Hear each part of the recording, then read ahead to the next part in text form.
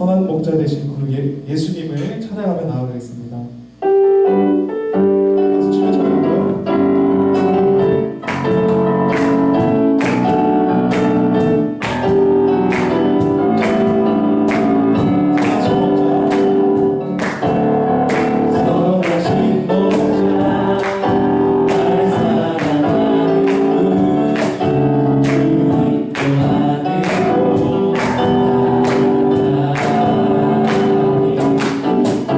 주께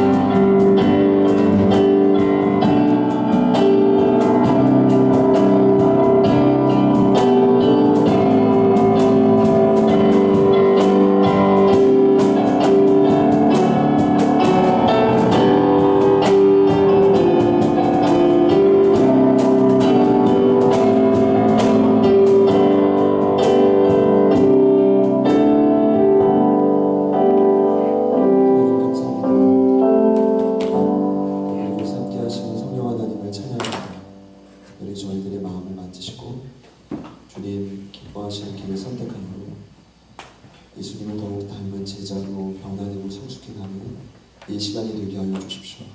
부디 훈련이 이 자리로 맞춰지는 것이 아니라 우리를 부르신 그 부르심의 자리에서 지속되고 연장될 수 있도록 성령 하나님 도와주옵소서. 기대하며 예수님의 이름으로 기도드립니다. 아멘. 함께 나눌 말씀은 요한복음 16장 1절부터 13절까지 말씀입니다.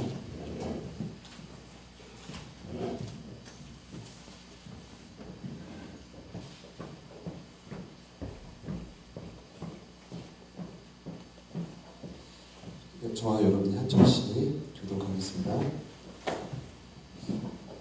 내가 이것을 너희에게 이르면 너희로 실족하지 않게 하려 함이니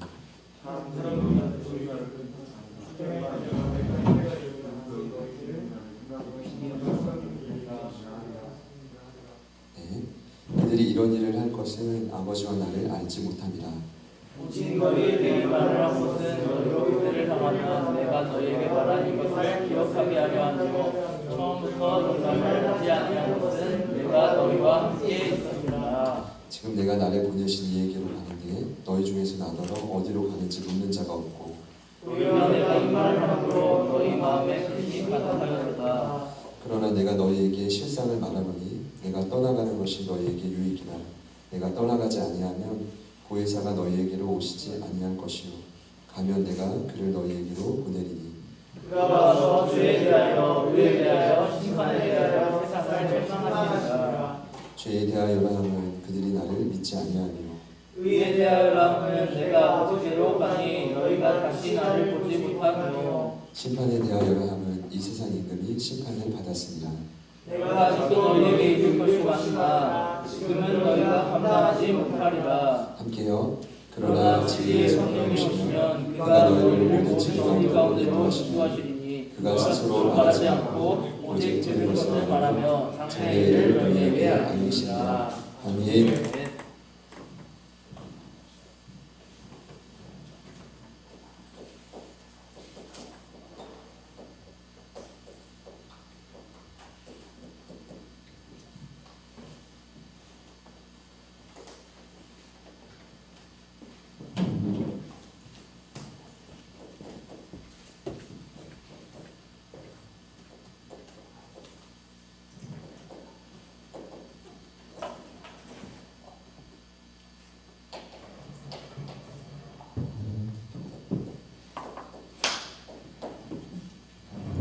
같이 한번 따라해 볼까요? 성령의 일을 경험하는 자.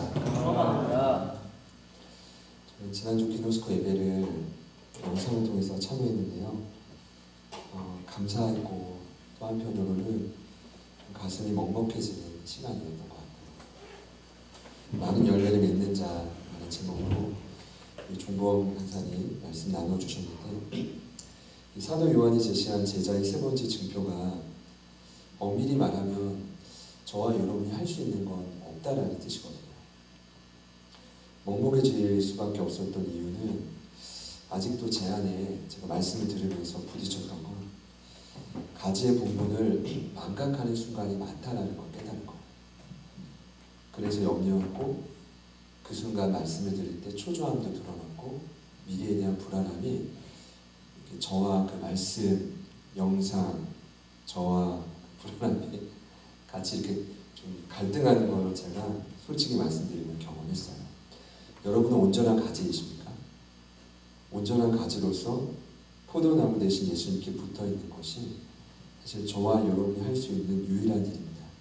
그러면 열매 맺는 시기와 열매를 맺는 양과 환경을 열어가시는 건 모두 다 저와 여러분의 영역이 아니라 하나님의 영역인 거죠. 꼭 믿으시기를 축복합니다. 그리고 마지막에 그 간사님이 그분의 머리 대신 포도나무이신 예수님이 교회 머리시잖아요. 믿으시죠? 그러니까 이 머리 대신 교회에 정말 마지막이라고 생각하고 뿌리를 내려야 된다. 저는 이제 같은 교회를 섬기면서 제가 담임 교육자지만 사실은 그 말씀이 되게 부담으로 다가오는 거예요. 뭐 철원 교회, 저도 그 자리에 있었거든요. 그 감리교회 맞죠? 35년간 사역하신 그 목사님 얘기를 하시는데 또 저 이야기를 하는 거야 나한테. 왜 또 나를 이렇게 힘들게 하는 거야 라는 생각을 제가 이제 저희 목사님께 말씀 안 했어요. 속으로 그런 고민을 했는데 여러분들 안에도 그런 고민이 있을 거예요. 이 땅의 교회는 사실은 굉장히 소중해요. 선교적 교회론의 유명한 학자 중 한 사람인 록스버그와 한 분을 꼽자면 모렌이라는 학자가 있는데 그분들이 선교적 교회의 핵심을 이렇게 말해요. 첫 번째는 상황. 지금 모든 상황은 선교지로 바뀌었다는 거예요. 그만큼 우리가 마주해야 될 영혼들이 해외가 선교지가 아니라 지금 이곳이 선교지처럼 척박하게 바뀌어졌다는 거예요. 두 번째 핵심 키워드는 복음이에요. 여러분 복음은 그냥 예수, 십자가, 부활 맞지만 선교적 교회론에서 강조하는 복음은 어떤 의미냐면 쉬지 않으시는 하나님의 열심. 그 열심 때문에 이 땅이 구원받는 거예요. 믿으십니까? 그리고 마지막에 강조하는 게 교회인데 그 록스버그와 그 모레는 이렇게 교회를 소개했어요. 교회는 하나님의 꿈의 표적이다. 그리고 증인이고 이 땅을 변화시키는 전조다. 그 정도로 교회가 사실은 너무 소중해요. 앞으로도 더 소중해 갈 건데 결국 그 교회는 누구에 의해서 건강하게 세워집니까? 가지된 저와 여러분. 언제 내가 이 가지를 잘라내지? 이런 고민하지 말라는 거예요. 붙어 있으면 그냥 포도나무 대신 주님께서 열매를 맺게 하시고 말씀하시고 움직이시 그때까지 그 자리를 지키는 것이죠. 그런 의미로 자신에게 이렇게 한번 이야기해 봅시다. 나는 가지입니다. 사실 많은 열매를 맺는 자가 제자의 세 번째 징표가 맞지만 열매에 너무 초점을 맞추다 보면 초점을 잃어버릴 가능성이 많이 큽니다. 그렇기 때문에 내가 누구인지를 꼭 기억해요. 누누이 강조하지만 진정한 변화는 이 자리에서만 이루어지는 게 아닙니다. 여러분이 그걸 가지고 한 주간 계속 씨름했으면 좋겠어요. 이게 복음의 진리고 원칙이라면 끊임없이 씨름하면서 하나님의 사람이 되기 위해 몸부림치는 겁니다. 오늘 저희가 함께 16장 말씀을 읽었는데 사실 오늘 본문은 너무 중요합니다. 그래서 함께하지 못한 분들 계시면 영상을 통해서 꼭 여러분의 것으로 이 말씀을 소화했으면 좋겠습니다. 제목이 성령의 일을 경험하는 자인데 이렇게 이해하시면 돼요. 앞서 나눈 제자의 세 가지 징표, 그 전에 나눴던 주제권, 우리가 죄로부터 멀어지고 유일한 구주 되신 예수님께로 간다. 이 말들이 너무 맞죠. 소중해요. 그 과정 속에 열매도 나타나죠. 그런데 중요한 건 이것을 가능케 하는 힘이 저와 여러분에게 없다는 거예요. 더 정확히 말씀드리면 그 원동력이 누구에게 있냐면 성령 안에 있다는 겁니다. 여러분, 다시 말씀드리죠. 이분의 도움 없이는 어떤 변화도 일어날 수가 없습니다. 성령님의 어떤 역사 없이는 저희가 앞서 나눴던 6번의 모든 메시지가 삶에 적용되기는 불가능하다는 거예요. 그런 의미로 오늘 성령님을 좀 삶을 소개하고 싶은데 일단은 요한복음 14장부터 16장의 내용은 예수님의 고별 연설장입니다. 그리고 오늘 이제 성령님 16장의 주되게 등장하는 이름이 있는데 성령님의 정의는 하나님의 영입니다. 그리고 예수님은 그 성령님을 이렇게 표현합니다. 또 다른 보혜사. 보혜사의 뜻은 무엇일까요? 대다수 영어 성경을 보면 advocate라고 표현되어 있습니다. 이 뜻은 공개적으로 누군가를 지지하다는 뜻입니다. 그러니까 남들은 나를 몰라도 구원받은 저와 여러분은 공개적으로 지지하고 협력하고 응원해주는 분이 있는데 그분이 누구냐 하면 성령입니다. 보혜사는 또 다른 단어로 헬퍼라고 합니다. 들어보셨죠? 돕는 자. 그리고 때로는 카운셀러라고 기록되어 있습니다. 어떤 의미죠? 상담자라는 뜻입니다. 이 단어도 다 중요하지만 성경의 원 의미는 어떤 단어를 쓰냐면 파라클레토스라는 단어를 씁니다. 이 헬라어는 어떤 의미냐면요. 같은 의미예요. 지지자, 협조자, 변호자 맞는데 여기서 강조하는 의미는 바로 여러분 곁에서 여러분의 마음을 위로해주고 격려해주는 그런 존재를 성령님이라고 합니다. 이런 정의를 시작으로 제가 오늘 여러분과 나누고 싶은 건 그 성령님이 과연 제자가 되고자 하는 믿음이 자라야 하는 우리의 삶에 구체적으로 어떤 일을 이루시는지를 소개하려고 해요. 성령님의 역할에 대해서 여러분 여러 번 고민하고 들으셨겠지만 오늘 이 시간을 통해 잘 정리하시기를 축복합니다.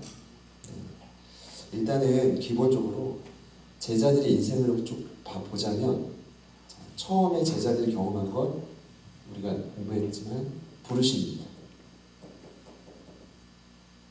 1번이라고 할까요? 부르신 다음에 무슨 일이 있었죠? 3년의 훈련이 있었어요. 그 다음에는 훈련 다음에 뭘까요? 배신. 자, 제자가 되는 길은 배신이 패키지로 들어가 있습니다. 그러니까 여러분도 한 번이 아니라 가능하면 한 번으로 맞춰야죠. 배신을 해봐야 돼요. 배신도 훈련의 과정이 있단 말입니다. 들어보셨어요? 자, 네 번째는 배신한 제자들을 예수님이 어떻게 하죠? 부활하시고 10번의 만남이죠. 10번 동안 왜 만나주셨을까요? 아무리 배신했어도 그들이 이 땅을 바꿀 수 있는 유일한 회복의 통로이다.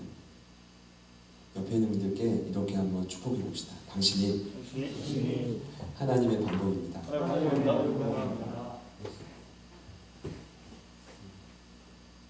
그래서 예수님이 찾아가신 겁니다. 그들이 10번 동안 만나면서 배신하고 상처 입은 제자들을 위로해 주시고 다시 돌이키기 위한. 그리고 마지막 5번째가 뭐게요? 오순절. 성령 충만입니다. 이것이 기본 순서입니다. 무슨 말씀 드리려고 하냐면 여러분 어느 날 갑자기 성령 충만 받는다고 해서 제자가 되는 게 아닙니다. 예수님의 제자들은 성령 충만 받기 전에 어떤 과정을 겪었습니까? 부르심이 확실했고 3년의 훈련을 받았으며 기적도 보고 본을 보이신 예수님 따라가도 보고 실패도 해보고 말씀도 배웠단 말이에요. 그리고 나서 모두 해봤어요. 배신을 통해 완전히 밑바닥으로 떨어져도 봤어. 바닥을 치면 두려움이 많이 사라집니다. 진짜 일어날 일만 남았거든요. 그리고 네 번째, 나를 포기하지 않으시는 예수님을 만나봤어. 이게 더 담대해지는 거죠. 그 다음에 성령 충만이라고. 근데 이런 과정 없이 성령 충만을 받잖아요. 잘못된 신비주의에 빠질 가능성이 큽니다. 제가 그걸 소개하려고 하는 거예요. 오늘 제가 나누고 싶은 건 그건 아니에요. 15장, 16장, 고별 6장에 제자를 세우기 위한 성령의 역할을 예수님이 분명히 말씀하고 있다고요. 첫 번째는 같이 한번 따라합시다. 예수님을 증언하는 자. 꼭 기억해 주세요. 예수님을 뭐 한대요? 증언한대요.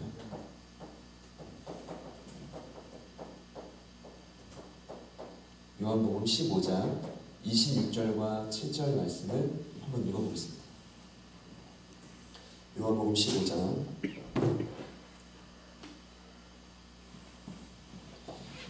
함께 읽겠습니다. 시작.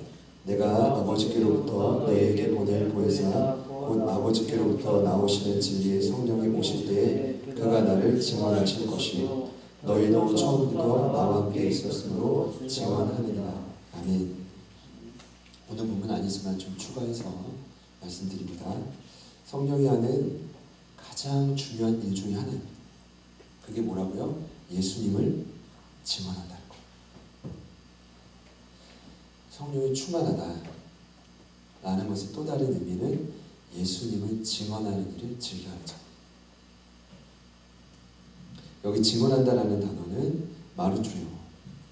뜻은 증인이 되어준다라는 겁니다. 그러니까 어떤 상황에서도 예수님에 대해서 증인자로 서시는 분이 누구냐 하면 성령님이라는 거예요. 끊임없이 저와 여러분에게 구원받은 이후에도 예수님이 어떤 분인지를 증언해 주신 분, 다른 말로 한다면 입증하고 확증시켜주는 분이 누구라고요? 성령님입니다. 그러니까 저와 여러분이 주님을 모를 때도 예수님을 소개해 준 분이 성령님이고, 물론 전도자가 있었겠지만, 목회자가 있었겠지만, 하나님의 백성이 된 이후에도 끊임없이 예수님이 누구신지를 말씀해 주시는 분, 입증해 주시는 분이 바로 성령님이라는 것입니다. 만약에 성령님의 역할이 없다면 저와 여러분이 제자가 되는 일은 불가능합니다. 제 말이 아니죠. 예수님의 말씀입니다. 제자의 목표는 에베소서 4장 13절의 기록처럼 그리스도의 장성한 분량의 충만에 이르는 것입니다. 자, 그러려면 뭘 해야 되냐면 보이지 않는 그 예수님을 자주 만나고 자주 느끼고 경험해야 됩니다. 이 일이 어떻게 가능할까요? 사실은 구원의 확신을 경험하는 신앙의 출발을 결혼식으로 비유한다면 고민해 봤는데, 결혼식보다 더 중요한 건 남자와 여자가 부부 생활을 하는 겁니다. 훨씬 중요합니다. 우리가 예수님을 영접하는 건 그 순간에 성령이 우리 안에 내주하심으로 끝이 나지만, 예수 그리스도의 제자가 되는 건 꼭 비유하자면 결혼 생활을 잘 이루어가는 겁니다. 운전면허도 마찬가지입니다. 면허 딸 때 물론 어렵게 따져. 근데 그보다 더 중요한 건 우리 아내는, 저희 아내는 저랑 같은 나이에 땄거든요. 20살 초에. 지금 그 이후에 한 번도 운전을 안 했어요. 이걸 무슨 면허라고 하죠? 장롱 면허. 잘하시네요. 감각이 없어서 운전을 할 수가 없어요. 어떻게든 그 도로 주행 시켜달라고 하는데 아직 미루고 있는데, 나중에 의지 씨가 가르쳐 주시면 가능한 잘하잖아요. 위험해요? 큰일 날 소리 우리 독자가. 보세요. 제가 좀 강조하고 싶은 건 계시록 성경을 보면 예수님 우리의 남편이라고 소개하고 저와 여러분 신부라고 하죠. 구원받은 건 그분과 결혼한 거예요. 그 다음에 중요한 건 뭐예요? 부부 생활이에요. 남편을 만나야 돼. 자주 만나야 되는데 왜 자꾸 안 만나냐 하면 만남이 기대가 안 되는 거예요. 행복하지도 않고 별로 기쁘지도 않고. 이게 뭔가 기대가 되고 기쁘고 자주 만나고 싶으면 뭐가 되냐면 성령님을 통해 예수님이 어떤 분인지를 내가 알아야 되고 느끼고 경험해야 됩니다. 그런 은혜가 있기를 축복합니다. 성령님이 지속적으로 여러분에게 예수님이 어떤 분인지를 증언해줘요. 우리 제자 진표를 경험했지만 보세요. 말씀 안에 거하는 자가 제자다. 그 말씀이 누구이십니까? 태초부터 있는 생명의 말씀이 누구예요? 예수님이에요. 내가 너희를 사랑한 것처럼 그 사랑을 경험해야 서로 사랑할 수 있다고요. 그럼 예수님의 사랑을 느껴야 된다고요. 우리 지난주에 봤지만 포도나무는 예수님을 의미한다고요. 결국 그 본질적인 예수를 향해 우리를 끌어줄 수 있는 분이 누구냐 하면 성령님. 그분이 아니고서는 예수님을 증언해 줄 분이 없다는 거예요. 여러분 잊지 않으시기를 축복합니다. 두 번째는 오늘 8절부터 11절에 나온 말씀인데 같이 한번 더 읽어보겠습니다. 8절부터 11절. 시간 관계상 8절만 같이 한번 읽을게요. 시작. 그가 와서 죄에 대하여 의에 대하여 심판에 대하여 세상을 책망하시니라.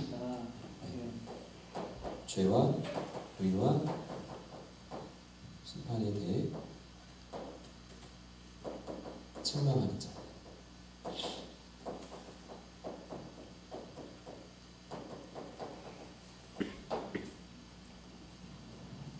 책망이라는 단어를 혼낸다라는 의미로 알고 있지만 오늘부터 여러분 다시 기억해 주세요. 책망의 뜻은 원래의 뜻은 드러낸다는 의미입니다.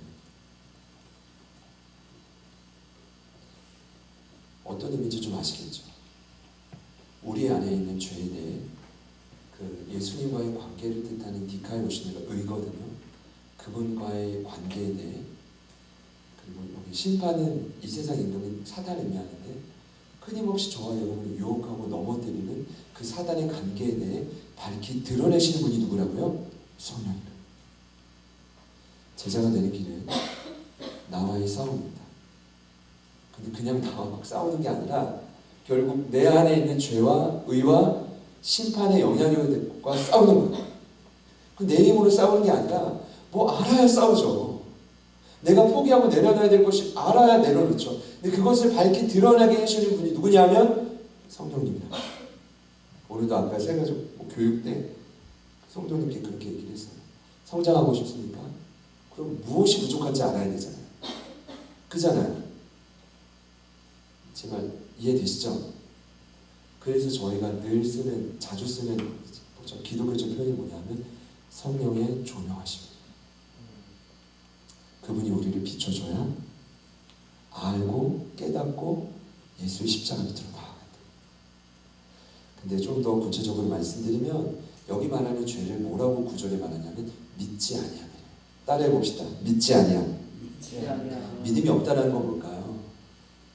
하나님을 의지하고 싶은 마음이 없는 거예요. 결국 그 불신이 저와 여러분을 계속 나락으로 떨어뜨려요. 믿음이 없으면 기쁨도 없고 불안하고 흔들릴 수밖에 없죠. 오늘 묵상할 때 참 제가 이제 한편으로 감사하고 도전이 되는 뭐냐면 저희 요셉을 요즘에 묵상하고 있는 거예요. 창세기 말씀. 어제 요셉이 두 관원에게 모든 삶의 해석은 하나님께 있다고 했어요. 이 말이 뭔지 아세요? 모든 위기를 만날 때 문제의 근원, 이것을 돌파할 수 있는 힘은 하나님께 있다는 거예요. 그런데 오늘 술 맡은 관원자의 꿈을 해석한 다음에 뭐라고 하냐면 자기를 좀 기억해달라고 그래요. 은혜를 베풀어달라고 그래요. 바로 앞에 가면 억울한 내 누명을 좀 풀어달라고 해요. 이 말이 뭔지 아세요? 어제는 분명히 하나님을 의지했는데 그 천하의 요셉도 오늘은 인간을 의지하고 있다는 거예요. 이것이 인간의 연약함입니다. 이것이 믿음 없습니다. 제가 확실히 말씀드릴 수 있는데 저와 여러분을 건지시고 변화시킬 분은 하나님 한 분이십니다. 그러면 그 믿음 없음을 드러내고 이제 변화시켜 줄 분이 이제 성령님이라는 거죠. 예수님과의 관계도 마찬가지고 사단의 역사를 이제 가만두지 않는 그 모든 동력도 성령의 역사라는 거예요. 저는 여러분 이제 앞으로 계속 훈련을 해 가실 텐데 반드시 기억해야 돼요. 자신과의 싸움이에요. 뭐랑 싸워야 될까? 내 안에 믿음 없음.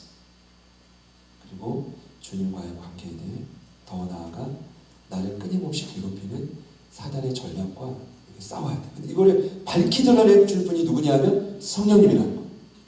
그분이 책망을 하신다고요. 그분이 드러내신다고요. 믿으시죠? 기억해 주시기를 바라요. 두 번째, 성령이 하시는 일입니다. 마지막 세 번째는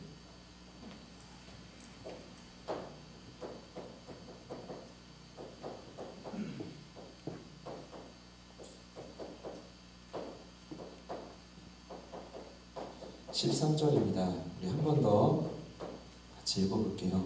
13절 시작.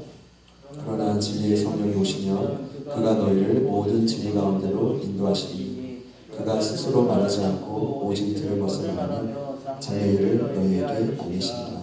아멘. 성령이 하는 마지막 역할이 있습니다. 그것은 저와 여러분을 진리 가운데로 인도하신다는 겁니다. 사실 엄밀히 말하면 성경이 말하는 진리는 예수님을 의미하고 말씀을 의미합니다.